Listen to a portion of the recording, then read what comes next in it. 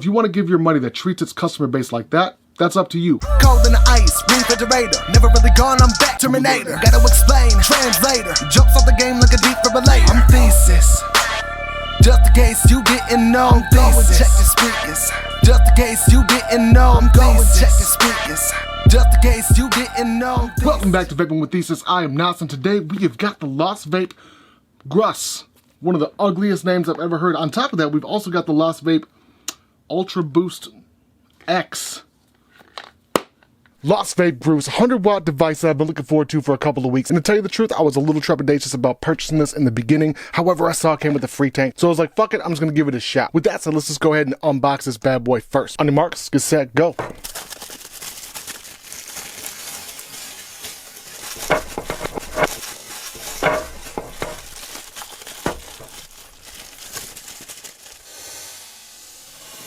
Time! We're gonna walk up on it all nice just like this, bring it up, kickflip, bam, and all of a sudden fistula to the dome piece.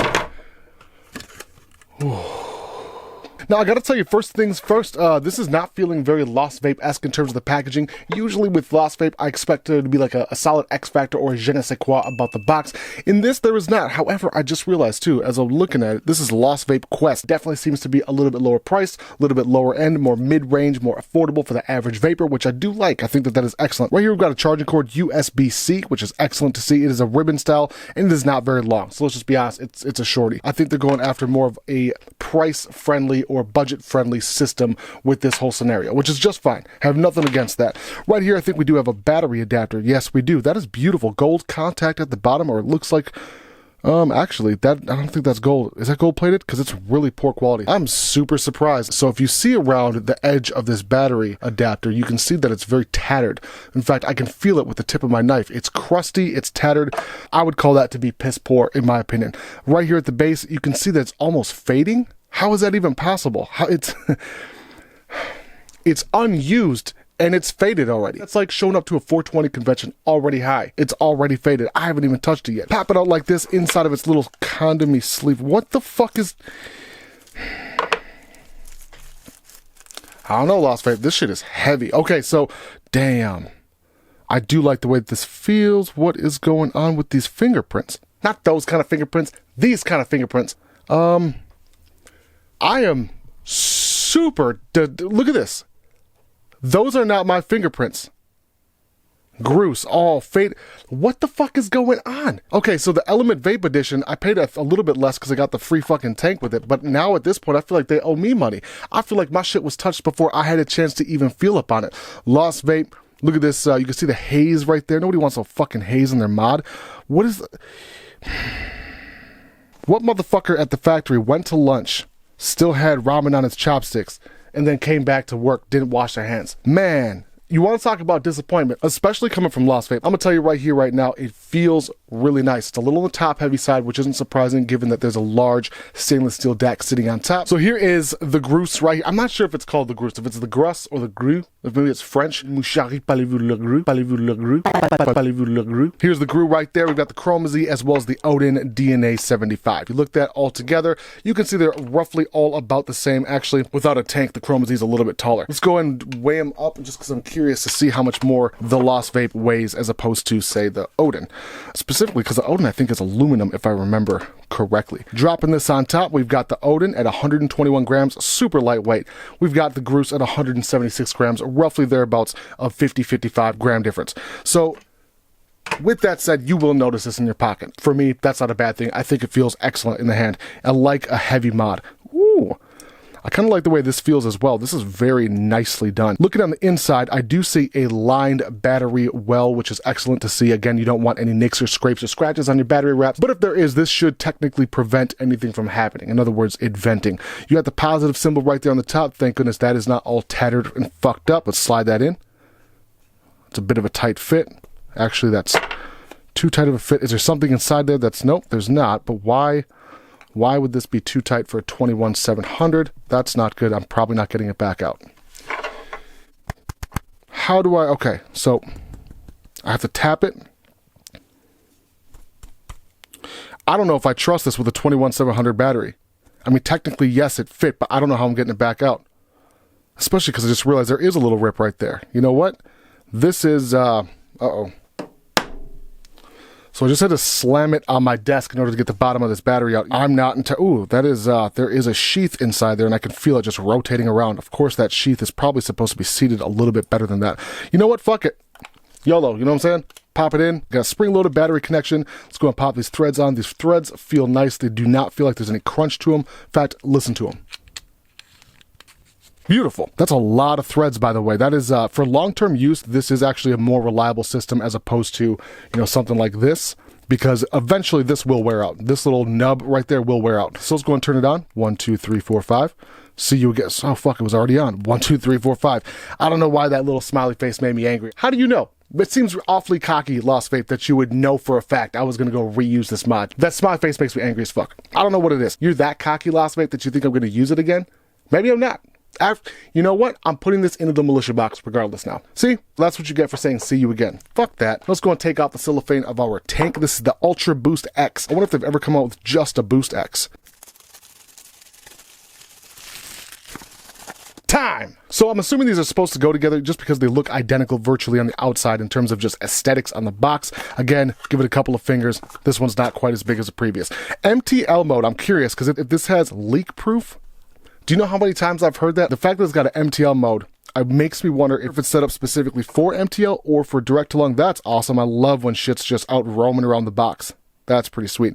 This does look like an MTL coil. 1 ohm, 8 through 15 watts. Round wire.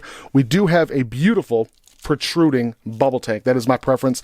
If you don't like bubble tanks, that's all right, because it does include a straight glass. Spare parts as well as a MTL drip tip. This thing actually looks really pretty. I wonder if this is Delrin or acrylic. It looks to be acrylic. That does not look Delrin just because of the sheen. Now again, that's just me guessing. I don't know if it is or isn't. Hawkeyes. UBX tank. Lost Vape. It is non-serialized. This is a 510 drip tip, which I do appreciate. I genuinely, you have no idea. Like, to me, a 510 drip tip is beautiful because it's like a laser pointer of flavor on to the palate as opposed to a giant misting of flavor. I like the laser point analogy. Now, this is not an MTL coil. That's more of a direct to lung coil. And it's interesting that they went with a round wire for the MTL and then a mesh for the direct to lungs. To me personally, I think it should be the other way around. Mesh wire in general tends to give better flavor for MTL, at least in my experience. And I still, till this day, prefer round wire coils any day of the week for almost any flavor for a direct to lung situation. So with that said, I'm just going to give a little puff on it, a dry puff, if you will, to see what the airflow is like. That is a fantastic sounding airflow, and it is very non-restricted. It's very direct to lung. I would definitely not consider this to be a restricted direct to lung. Oh my God, that's one of the worst. Do you see how shit quality this is? Man, I came into this super excited, Lost Vape. Watch this. Barely push. Oh my gosh. That's going to open up in your pocket. This is why I hate slide to fill tanks. It is by far and away the worst design the vape industry has ever come out with, and somehow stuck to it. They've stuck to it like fucking glue. Look at this. That's how loose it.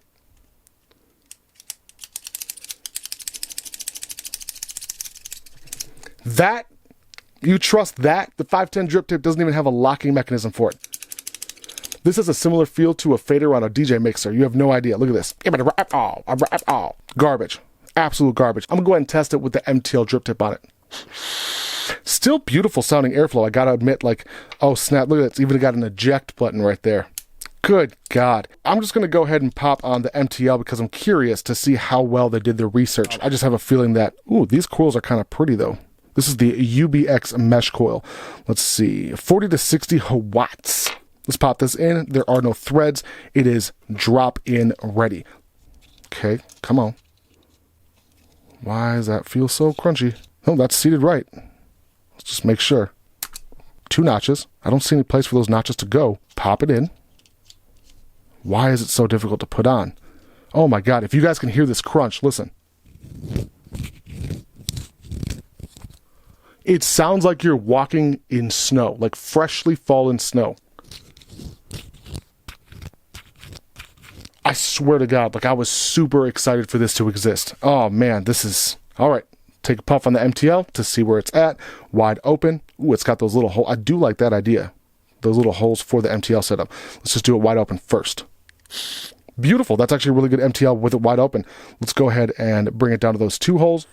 That is so unfortunate. This is beautiful MTL. Right now, just dry hitting it, fantastic. So what I'm going to do here is I'm going to pop that coil back out. I'm going to pre-soak it with my daily MTL liquid. Real quick, big shout out to the sponsor, Shop E&B Bop Bong. Boupon code Barrage35 for 35% off orders $50 and higher. Today I'm using Wit Nic Salt. This is Ice Mango. One of my favorite Nic Salts of all time. If you like a hint of menthol, a hint of mint with a mango, oh my good God, it is one of the best combinations I've ever had, period, end of sentence. All right, so it's pre-soaked. Listen, just take a listen. This is...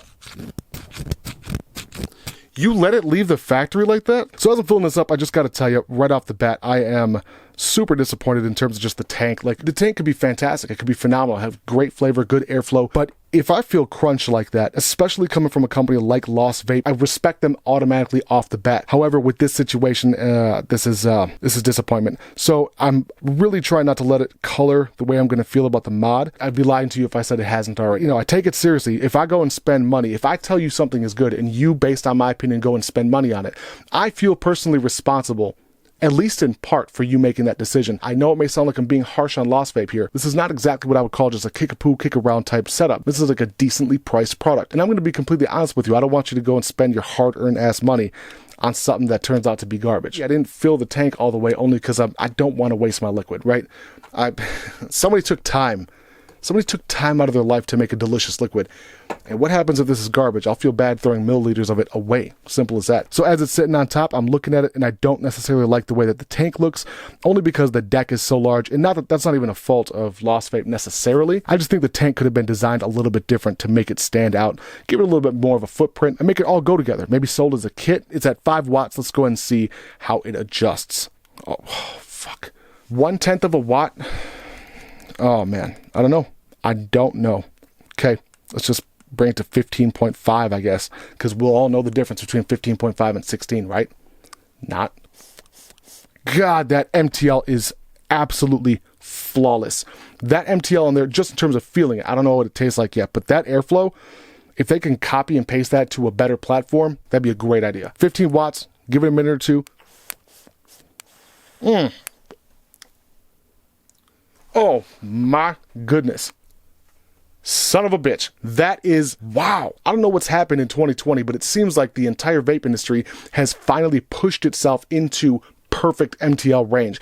MTL for me was it was loose, it was tasteless for a long time. This is super impressive. In terms of the actual performance of the tank, I would never use this tank. Believe me, I wouldn't even take this out of the studio, only because I know this will open up in my pocket. Once that air pressure is released, leaking everywhere. I promise. Leak-proof my fucking dick. Okay. Whew. That is 15.5 watts. Who's making their coils? I wonder whose coils are compatible with them. They could look a little bit like Vapor Wrestlers. Listen, if Lost Vape can promise to continue to make these coils for a long time and not, fuck everybody over by all of a sudden just discontinuing them, that'd be a great idea. Lost Vape, you guys have done an excellent job in terms of an MTL. That's, in my opinion, it's harder to produce a true-to-life flavor with an MTL coil than it is a direct-to-lung. Now, again, that's just my personal preference and my personal opinion. Everyone's got an opinion about it, so I'm going to go ahead and just run a full tank before I actually give you my final thoughts on this tank. So, with that aside, let's go and talk about the mod in and of itself. I did get the carbon fiber version. This is a carbon fiber sticker. I'm sure of it. Of course, I can kind of feel the edges, but I do got to give my hats off to them. A lot of companies out there will just have a carbon fiber setup, and of course, it's going to be tattered on the edges. We saw that with the Chroma Z a couple of weeks ago during that review. So as you're looking, you can see how sharp those edges are. They were done correctly. They were either die cut or they were laser etched, but I highly doubt the laser etching. Element Vape on this side, of course, this is the Element Vape version. Let's go ahead and just fiddle around with the board and see what we get. Our maximum wattage is going to be 100 watts, and I'm curious to see and how accurate that 100 watts is. Matter of fact, I'm going to pop this off and try my Freemax old school Firelock edition with round wire Canthal coils. None of the mesh bullshit for this. Okay. And I run mine every day, all day at around 104 watts. Between a 101 and 104 is where it likes to live. And let's go ahead and see if this feels roughly the same. Wow, I am really, really impressed, actually. This is, granted, these are fresh batteries, but usually, even with a 100-watt device that's a single battery, doesn't necessarily feel like the same 100 watts that's coming out of a twin battery or a dual battery. So just in terms of that first hit, I'm liking where that 100-watt feels. I'm going to put this on my Jackaroo Dual, and I'm going to see how long that 100 watts actually lasts with a single 21700 cell battery. All right, so I'm gonna keep it there, and I'm still kind of upset the fact that it does not adjust by 1 watt at a time. Even if it's above 20 watts, that's really where you need to be in terms of just adjust by 1 watt. Let's go ahead and go through the controls. Right here's the mode button. Let's go and push and hold it. If you push and hold that mode button, it switches the accent colors. I like that a lot. Ooh, that red one's pretty. Let's go and go to, ooh, green is dope. God, thank goodness these companies are getting better screens, because to be completely honest with you, that Jackaroo Dual is one of the worst ones I've ever. Take one more look at it. If you haven't seen this review, check it out. It's one of the ugliest screens of all time. Round robin adjustments. You're at 5 watts. Push down, you're at 100. I hope that doesn't happen to you if you're rocking that MTL 1 ohm coil. That would be a fucking fatal disaster in terms of your coil, not your life. So let's go ahead and push the top and the middle. That keeps it locked. Let's make sure we can fire it still. Absolutely, that's fantastic. Let's unlock it, and that way you know you won't adjust it from 5 watts to 100 watts in your pocket. If you hit the mode button, right there highlights that power in red. I'm assuming, yep, absolutely. You go through these, and it cycles through the different types of temperature controls. Now, I do not rock temperature control almost never, so it's just that to me is completely useless for my personal, vaping experiences. Voltage, of course, it's going to be the same exact system as adjusting your wattage. However, you're adjusting the voltage. 3 volts, let's give it a shot. Beautiful. That actually reminds me a lot of the old school systems like ProVary, for example. God, I miss ProVary. 7 volts. That is its maximum voltage. Let's hit that. That is fantastic. In fact, I would say that that's a little bit overpowered. Super impressed. And then once again, round robin back down. Hit that power button, highlight voltage, and continue to go through our menu settings. 100 watts, that's what we like to say. It looks like it's a pretty basic chipset in terms of adjustments. So you got your color adjustments, your voltage, your wattage, of course, your temperature control and your curves. All of those things are built in. Again, none of which I use personally. I just simply use wattage, maybe because I'm a basic motherfucker. With that said, my Ninja Kitties, I'm going to go ahead and use this now throughout the day. I'm going to give it an hour or so. I might do a few tank fills on this bad boy, and then I'll report back at the end of the day and let you know how I feel about it. Bitch, it's okay, some other truckers. Now, with that being said, fuck the small talk. Let's go and get back to regular view, son. My final summation is this. The Grus by Lost Vape is kind of surprising in a couple of different ways. I started to use the tank, and I was actually really impressed with it initially, as you guys saw. And here's the nitty gritty about it. I hate the tank because of the slide to fill, and I don't trust that Lost Vape is going to continue to make those coils, which is unfortunate because the tank in and of itself is actually a really good concept. The MTL is actually fucking fantastic on this. It is not perfect. I am now 2 tanks in, and there is a significant decline in terms of overall flavor. I think they have a lot of work to do in terms of just the whole design of the tank in and of itself. It's free if you get the Element Vape version. I think I ended up by paying $50 total for this right here plus the tank, and it's kind of a cool setup. It's just unfortunate that the tank is so loose, and the decline in flavor I want to say is between 5 and 10%. Again, the initial few vapes I took were fantastic, and it's just kind of slowly declined throughout the days. Excellent draw. I do wish it was, you see that one little hole on the tank itself that's still there.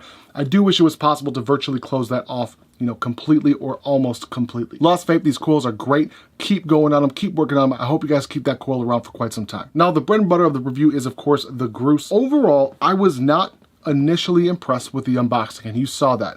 The fingerprints over the logo or the fingerprints over the etching on the deck is legitimately something. I haven't seen that shit in years, where I would receive a product brand new and sealed, and it has fingerprints on it. It's got a haze over the stainless steel. It really goes to show quality control, or lack thereof. Now, the fact that Lost Vape is perceived as being much more of a high-end or to mid-range device company, and they're offering a device for $50 that most people can afford, that's all fine and dandy. But the fact that you're making me feel less by opening up the box unused and finding fingerprints and having worn out gold plating or brass plating, whatever the fuck that is on that 18650 adapter, that's pretty piss poor quality. That's something I would expect on a Smock. That's something I would expect on a Vapor. Name any other company. I would not expect to see that out of Lost Vape. That goes to show me that you're not valuing the products that you sell for a little bit less money. But the fact that you let shit like that come out of your warehouse goes to show exactly what you think about the people purchasing this product. Albeit, maybe I'm not your standard demographic. I've purchased so many cheap products out there. $20, $40, $50, and I've only come across this problem maybe a handful of times. And I've been vaping since 2010 and reviewing since 2013/14. So if you want to give your money that treats its customer base like that, that's up to you. If we're going to get objective about things, the buttons in my opinion, are absolutely perfect. The throw on the buttons is very short, they're very tight, they're very clean. There's nothing about this faceplate that I dislike, nothing. The color is great, the fact that it dims as quickly as it does, but it doesn't go away immediately is excellent. I do like the locking feature where it locks the adjustment keys, but does not lock the fire key. That is excellent, especially if you're gonna go switch from one tank to another. Huge thing for me, this is a big plus, the fact that it does not auto adjust. So you guys saw that it's at 100 watts. Right, I'm gonna pop on the Type 2 RTA, which is a different wattage, or excuse me, different resistance than the previous tank I had on, and it does not self-adjust. I really, really like that fact. 0.14 ohms on the Type 2 tank. I'm gonna hit it at 100 watts. Probably not responsible. Let's give it a shot.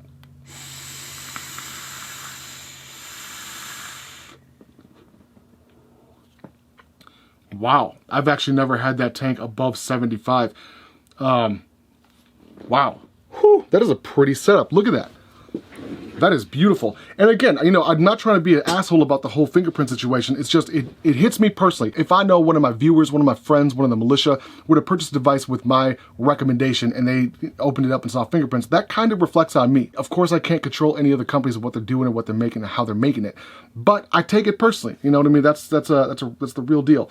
Again, the carbon fiber stickers on there are cleanly cut. In fact, it looks beautiful. This is a gorgeous mod. It feels very tube-like. It feels very circa 2015, but it's got 2020 features. It's beautiful. Good God, that is... I've never had this tank above 75 watts. I thought it'd be too much. 100 watts is fantastic on that Type 2. The biggest downfall, though, that I haven't mentioned yet is the heat. Unfortunately, the body of this device gets hot very quickly. It retains its heat for a very long time, for minutes. If I set this device down and I don't touch it for 3-4 minutes and I go back to feel it, it's still semi-warm. A big portion of that has to do with its materials because it is a zinc alloy, and that zinc, it's a denser metal, and therefore it's gonna retain heat for longer as opposed to something like the Odin. And of course there are heat sinks built in that Odin, so it just feels a little bit nicer when you go to grab it. The heat doesn't really affect the way that it vapes, it just, I don't like a hot mod. It's gonna be a little bit before I purchase a Lost Vape product. And if I do purchase another Lost Vape product soon, it's gonna be for review, not for personal use. It's only because I wanna review the products for you guys. Simple as that. But I'm probably not gonna buy a Lost Vape product for a while because of that fingerprint bullshit. That, to me, speaks volumes about a company. And a lot of times that's indicative of their future products. Bitch, it's okay, Smother Truck is now on Thesis' patented finger of compatibility scale. Objectively speaking, I'm gonna say as a kit, it's probably close to a 6 to a 6.5. The mod by itself actually boosts up a lot more than that, 7.5 to an 8, just because the overall design is great for a single battery device. Now, if we're talking subjectively in terms of my opinion, not necessarily objective facts, I'm having a hard time separating that fingerprint thing and the device itself, so I'm gonna say a 4 to a 5 subjectively. Bitch, it's okay, Smother Truck is now. With that being said, I want to tell you that I appreciate you for vaping with Thesis. It is your boy Thesis. I'm out.